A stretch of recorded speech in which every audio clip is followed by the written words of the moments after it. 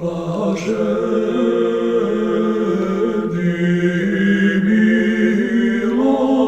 milostivі, яко Ти помиловані будуть. Пом'яни нас, Христе, спасе мира, яко же разбойника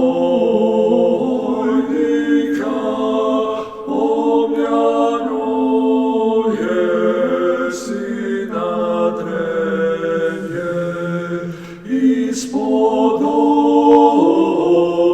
всех едине щедре